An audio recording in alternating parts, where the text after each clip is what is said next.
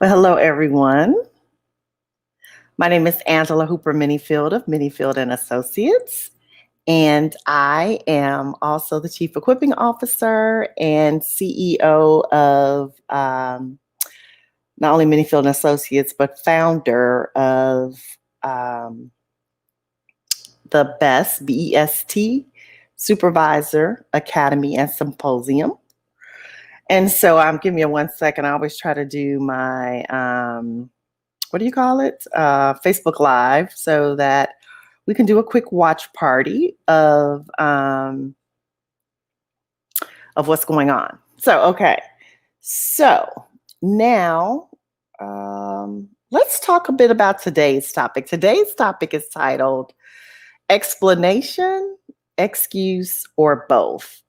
And so when we talk about what that means or why it is that would be a great topic, I think it's important for us to think about, firstly, what that looks like and why it's important to talk about it. So I had some notes, but they're not working very well. So we'll just do it differently. And so I want to also thank you guys for checking in our HR moments and also giving us the feedback that you've been giving us, be it in the videos or even in your comments. So again, today's topic is explanation, excuse, or both. Now, you may be wondering why this is a viable topic, or even why, here we would choose that as the thing to talk about today. So, as one of my favorite speakers, Les Brown, would say, never make a point without a story and never tell a story without a point. So before we get to the point, let's tell a little story. So let me paint a picture for you. Now, let's say, and of course, we know these videos are definitely for HR managers, supervisors, whether they're first time or veterans, leaders of teams and whatnot. Now, everybody can learn from them, but of course, this is our target.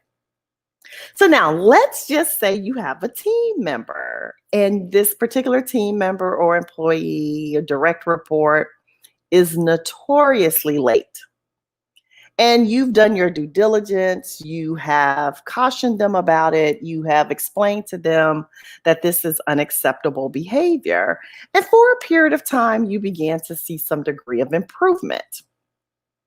But then, of course, the plan you think is effective is working. And then after a period of time, said employee is once again late.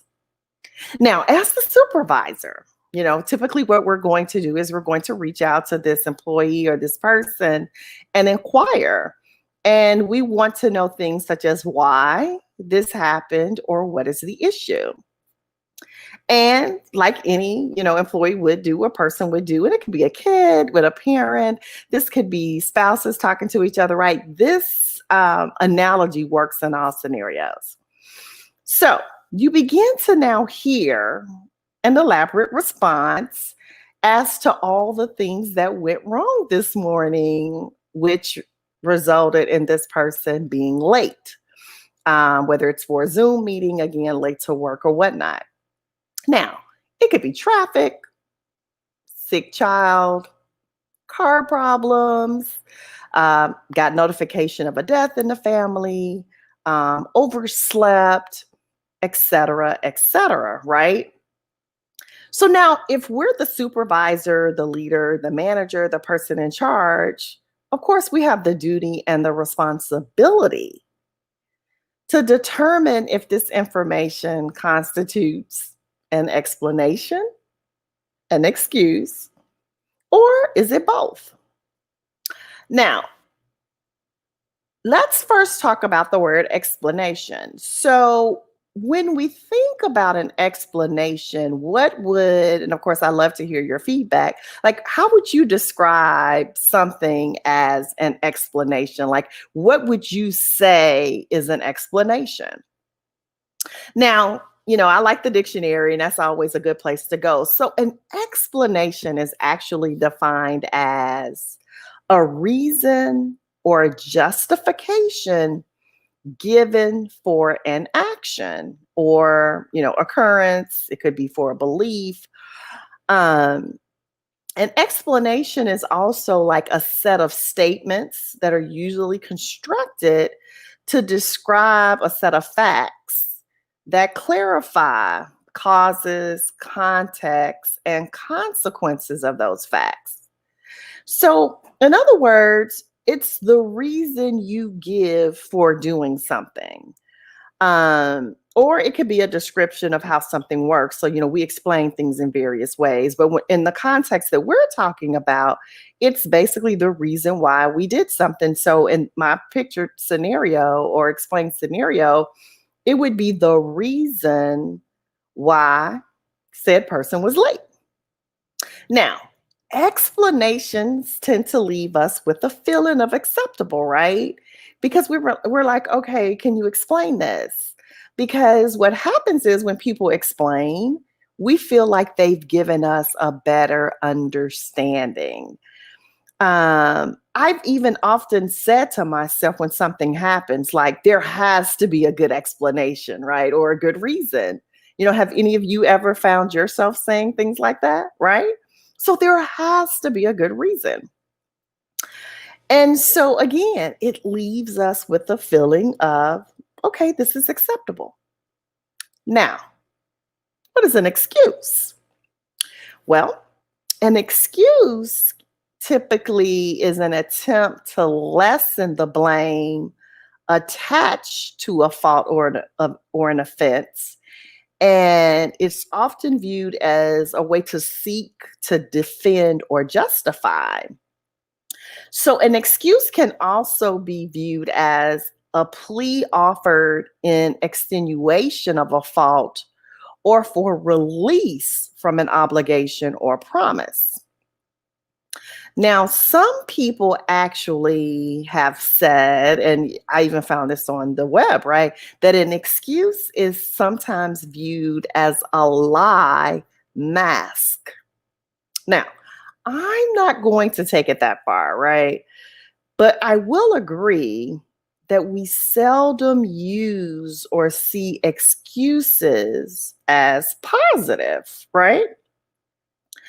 And, it even made me think about like when I was in middle school, I had this math teacher who would always, take these, we thought they was old wise sayings or whatever and rhymes, um, and use them in class. And I'm not sure because, I Googled what he used to say and I didn't exactly see it the way that he used it. But I'm just going to tell you how he used it. And some of my classmates from middle school, Kennedy King High School, Gary, Indiana, if you remember it better than me, feel free to correct me. But he would say, excuses are tools of incompetence. Those who use these tools of nothingness build monuments of nothingness or something like that, right? But it would always be excuses. So, like if we would come to class late, he would just immediately reel that off. And that was his way of saying, yeah, whatever. This is an excuse. So excuses, for the most part, have never resonated with me as anything that was positive or it was a good thing. It was just an excuse. Like, you want your get out of jail free pass or whatever. And so now the question becomes like, what is the true difference? We've described them, an explanation kind of gives us clarity or justification of the why, but an excuse is more of shifting blame. And so again, when we go to, Wikipedia and Google, it talks about the fact that excuses deny responsibility. On the other hand, an explanation allows for responsibility to be acknowledged and the situation to be explored and understood. So just think about that, right? Like, so if again, I'm the supervisor and the person is giving me an explanation, what they're really doing is, if that's how I should view it, is taking responsibility and also exploring, what transpired and trying to be understood. The excuse, on the other hand, does not accept responsibility. Oftentimes, excuses come from feelings of defensiveness that actually pop up when someone begins to feel attacked, right? And so when we ask a person, why did this happen? Now, again, we've had the recording on the why word, but nonetheless, that tends to be how we approach it. So when we say why, and the person then responds with an excuse, it can often be that they feel defensive. And so, again, for us as the supervisor, we might want to think about like, are we or even approaching this in a way that reduces that defensiveness? Explanations again occur when someone wants to be understood. And so the bigger question is, as the supervisor, leader, manager, parent, spouse, whatever role we're in this moment, are we seeking to get clarity and hear something so we can understand better? Or are we attacking? Like, I caught you, right? Like, sometimes that's what it is. And again, I have done both, right? So, again, it's important for us to know the difference. And then our approach, based on what we conclude is happening, should respond accordingly. So, again, our first question has to be, is this person taking responsibility? Now, what does it mean? And of course, we have to come to that awareness, even to say that somebody is taking responsibility. And perhaps that could be our HR moment for another day, potentially Wednesday, if that's something that we're not even clear what that looks like in conversation. But are they responding in a manner that says they take ownership for the mishap, the error, the situation, the tardy, the missed deadline, whatever that thing is? Or are they in essence telling us that all these reasons why this happened, but they want us to view it as in, this was out of my control. Like, you know, the rain fell out the sky and then the train came, and at a certain point we still have to say, okay, but could we have left earlier? So you can tell me about the train and the flat tire or the sick person, but at the end of the day, where is your accountability? And as the supervisor, I think it's important that we get clarity on that. And when we do, then again, we can respond accordingly. Now, let's just be honest. Things happen to people every day. Life happens. But when it does, how are we, right, responding?